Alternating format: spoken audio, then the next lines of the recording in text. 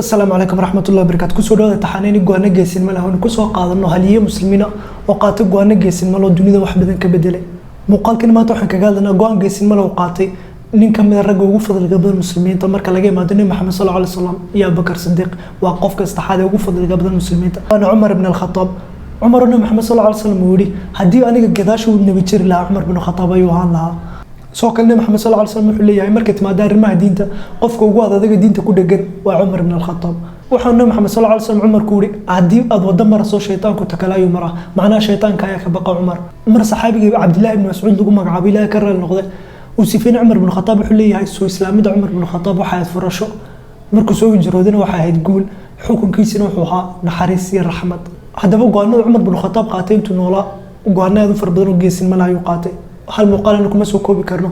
qaabka Abu Bakar Sidiq oo kale soo qaado doona go'aan kamid go'aanadiisa geesinimada leh oo muuqaalkan ku falanqeyn doono fadlan oo cusubta subscribe saarsan oo la socoto muuqaalada dambe daawasho wacan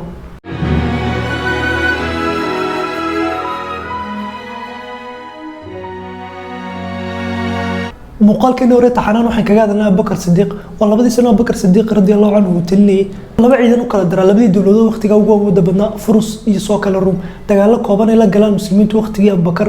labada dawladood badankoodu way ku jabiyaan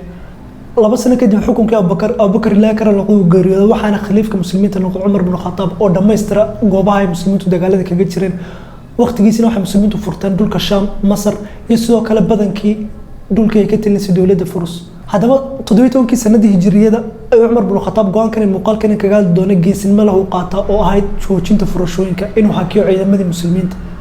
muslimiinta ciidamadooda waqtigan awood aad u farabadan lahaa oo magaaladii galaanba furinay ciidamada ka hor imaadina jabinay ay hadan Umar ibn Khattab ku dhawaaqay joojinta furashooyinka in muslimiintu ay magaalada dambe furan horan u socon mar dambe runaantu waa go'aan cajiib laakiin inta muuqaalkan ku jirno ay koobi doonaan sababaha ka dambeeyay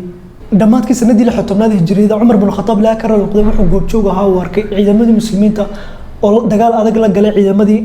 Furus oo markaa 100,000 ahaa muslimiintu waxa haystay 10,000 ilaa 20,000 dagaalada culus kadib muslimiintu si daran ay u jibeen ciidamadii Furus waxaana furtaan goobta Jalula lagu magacaabo Jalula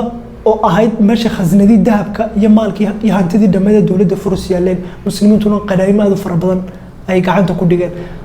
waxaana xusin mudan bilooyin kaliya koorna muslimiintu hore soo furteen caasimadii Madain caasimadii weynada dawladda Furus looga tilnay oo dhan waxaana muslimiinta narki karna bilo kaliya gudahooda waxa gacantooda hanti soo gasho oo dhan hadaba Umar ibn Khattab waxa loo keenay qanaaymaad fara badan oo iskugu jira qanaayimtii Jalula iyo sidoo kale Madain markuu qanaayimtanaadka u fara badan Umar ibn Khattab arkay aad ayuu ilmeeyay asxaabtii ka gudaway way weydiiyeen maxaad u ilmeynaysaa waxa ahayd goobtan gooban Ilaahay ku xamdino maadaama ciidamadii muslimiintu ka guuleysteen ciidamadii dawladda Furus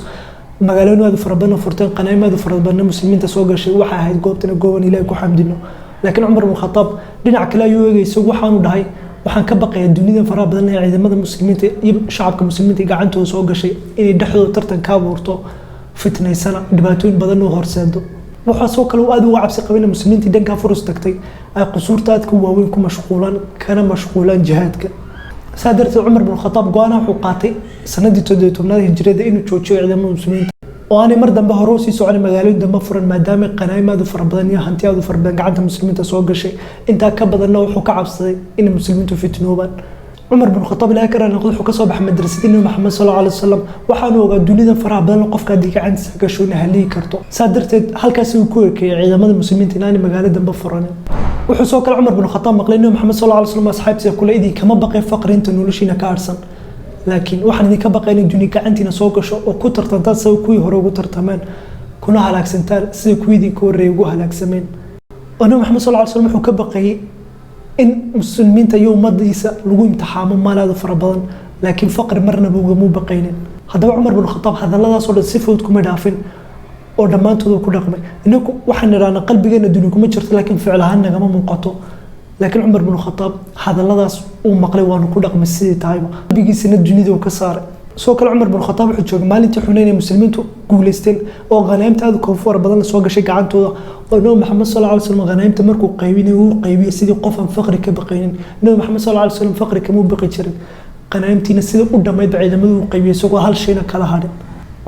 Umar xagaas wax badan ka bartay noloshiisana ku dhaqmay dagaalkii Badr oo kale oo ah dagaalka muslimiintu Soomaaliyeed ugu horeeyo soo qaataan oo ay ka qayb galeen asxaabta kuwii ugu fadliga badnaa oo Ilaahay subhanahu wa ta'ala xataa yiri waanu dambi dhaafay inta badar ka qayb gashay dambigoodii oo dhan baan dhaafay ayaa haddana dagaalkii kadib markii dagaalka laga soo noqday qanaymtii la ursaday xoogaa khilaaf ku soo dhaxgalay waqtigaas Nabi Maxamed sallallahu alayhi wasallam asxaabta dhex joogay ayaa haddana khilaaf qanaymta ku saabsan soo dhaxgalay asxaabtu malaa'ig ma ahayn bashar ay ahaayeen sadarteed khilaaf xoogaa qanaymta ku saabsan uu soo dhaxgalay markaas Ilaahay subhanahu wa ta'ala aayadda koobada suuratul anfal soo dejiya a'uudu billahi minash shaitaanir rajiim yas'alunaka 'anil anfal qul al anfalu lillahi war rasuul fattaqullaha wa aslihu dhata bainakum haddaba Umar ibn Khattab dagaalkan badar uu joogay goob joognaayuu ahaa waxaan arkay asxaabtii waaweyneed ee fadliga badneed qanaymtu sida khilaaf xoogaa ugu abuurtay marka wuxuu dareensanaa ciidan Nabi Maxamed sallallahu alayhi wasallam la joogo oo asxaabtii waaweyneed joogaan ayaa khilaaf qanaymta ku saabsan soo dhaxgalay maxaad u malan ciidan oo Nabi Maxamed la joogin soo kale dagaalkii wuxuu wada naqaano siirada ku wada dhiganay oo muslimiintu dagaalka intii hore Quraysh ku jabiyeen laakiin muslimiinta qayb kamid markii dambe buurta ka soo daadegana amarkii Nabi Maxamed sallallahu alayhi wasallam jabiyeen qanaymtina ursadaan xagaas si wada naqaano Khalid bin Walid buurta ku soo dul wareegay muslimiintina badankoodii laay oo xagaas dhibaatada badan muslimiinta soo gaadhay Nabi Maxamed sallallahu alayhi wasallamna dhaawacaadu farabadan soo gaadhay Ilaahay subhanahu wa ta'ala dagaalka wuxuu ku tilmaamay musiiba aw lamma asaabatkum musiibatun qad asabtum mithlaiha Umarna goob joogayuu ahaa qanaymtu sida muslimiinta u gashay dagaalkii Uhud markii dagaalkii Uhud laga soo dhamaaday muslimiintu iimaankooda dib u soo ceshteen 2 cisho 3 cisho kadib ay haddana weerar qaadeen Xamraa'ul Asad lagu magacaabo goob leedahay isku yimaadeen laakiin wax dagaal kama dhicin dib ay isaga soo laabteen muslimiintu Umarna goobahaas oo dhan goob joogayuu ahaa qanaymtuna sidii qofka muslimka u gali karto oo u fitnayn karto ayuu ka warhay Abdullah ibn Mas'ud ilaahay ka raali qomar cilmiga Umar ibn Khattab sifayna wuxuu leeyahay cilmiga marka 10 qaybood loo qaybiyo 9 kamid Umar ay la geeriyooday ilaahay ka raali noqdo macna Umar ibn Khattab caalim ayuu ahaa sidoo kale go'aankaas geesinimada Umar ibn Khattab qaatay waxa ka turjumaysaa inuu ka adkaaday naftiisa shaytaankaba oo salahan hadii goobta Umar ibn Khattab uu taagan yahay inay geyn lahaa ciidanka awoodda badan leh muslimiinta oo kale gacanteena inoo gelin lahaa waxa hubaalayna si balaarsan lahaa dhulka qanaymada farabadan soo xareysan lahayn laakiin Umar taas muu sameeyay naftiisa shaytaanka uu ka adkaaday ummadiisana wuxuu uga baqay qanaymta farabadan inay fitnayso waxaan hor istaagay ciidankiisii shacabkiisii laftirkoodii oo dadku markooda hore iska jecelin dhulka ka ballaarin iyo qanaymtaas ku farabadan laakiin waxa soo dhan Umar buu arkay wuxuu ka baqay inay fitnoobaan dadka Umarna wuxuu ahaa ninka ugu adag dhanka diinta markay timaado suuna Maxamed sallallahu alayhi wasallam sheegay soo kale halisaha waxa jirtay maadaama la joojiyay ciidamadii furanay Faris in ciidamadii kala fardhaday ay muslimiintu jabiyeen Farisiinta ah ay dib isku soo urursan naqasna helaan oo dib soo waraan muslimiinta marka laba armood mid uu hortaale Umar inuu furashooyinka sii wato oo muslimiintu dul ballaaran sii qabsadaan qanaymtuna sii farabadato oo sidoo ka baqay muslimiintu fitnoodo oo qusuurtan qanaymta ku fitnoodo ama inuu furashooyinka joojiyo oo ciidamadiisa iimaankooda dib u adkeeyo iyo shacabkiisaba ciidamada furusnaadii soo urursan iska daayo oo hadhow ciidamo adag oo iimaankooda adag yahay dib weerar ugu bilaabo marka Umar go'aanaha wuxuu gaadhay inuu joojiyo furashooyinka una ilaashado iimaanka ciidankiisa iyo shacabkiisa salaadeen soo qaadana dawladda weynada Cabbaasiinta dhulka badankiisa ka talineysay qaabkay ku burburtay waxyaabaha ugu waaweyn kamid ah waxa ahayd hanti aad u farbadan ay gacantooda soo gashay qusuur waaweyn bay dhisteen jihaadkina iska ilooban oo xataa cadeynaysa ciidamada Mongooliyaska Baghdad oo ahayd caasimadii muslimiinta ugu weyneed dadka ugu farabadan ku noolaa Baghdad markay ciidamada Mongooliyaska waxay rusoo jireen muslimiintu waxay ku baraarugeen ciidamadii Baghdad oo 10 kilomitir kaliya magaalada u jira macna boqorkii Baghdad umuu jeedin jihaad iyo waxaas uu iska baashaalay sirdoonkiisuna waxba kama warhayn Andalus oo kale waxyaabo ku burburto waxa kamid ah wax ku tartaman adduunyo waxaan iska ilooban jihaadkii soo kale dagaalkii Bilaad Shuhada ama sidoo kale reer galbeedku soo yaqaaneen Boite dagaalkii lagu magacaabay ee muslimiintu Faransiiska ku jabiyeen heeray caasimadda Paris waxay u jireen dagaalkan uu hogaamiyay muslimiinta Cabdiraxmaan al-Ghafiqi muslimiintu dagaalka intii hore way jabiyeen reer galbeedka laakiin markii dambe muslimiintu qanaa'im iyo waxa ku mashquulan xagaas reer galbeedka mar labaad inta soo noqday muslimiinta jabiyeen waxaana xaga ku geeriyooday hadiyagii weynaa ee muslimiinta ah Cabdiraxmaan al-Ghafiqi muuqaaleen ka sameyn doona insha Allah taariikhda dagaalka Bilaad Shuhada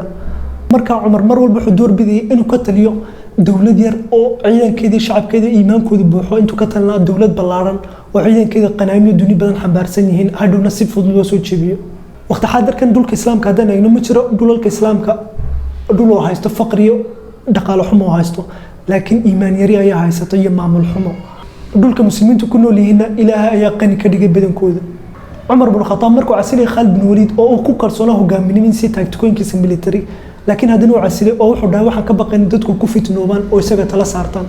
muuqaalkan in kaga hadlay go'aanka geesinimo leh Cumar bin Khattab waxa rajaynaya wax badan ka faa'iido ku saabsan taariikhda Cumar iyo go'aankaasba intaas Cumar fahmana hadin fahmi lahayn iska daakhire adduunka laftirkeeda ayuu ilaahay nagu cisiin lahaa muuqaalkan maanta intaas inuu yahay fadlan hadaad ku cusubtay subscribe sar siina share gare wassalaamu calaykum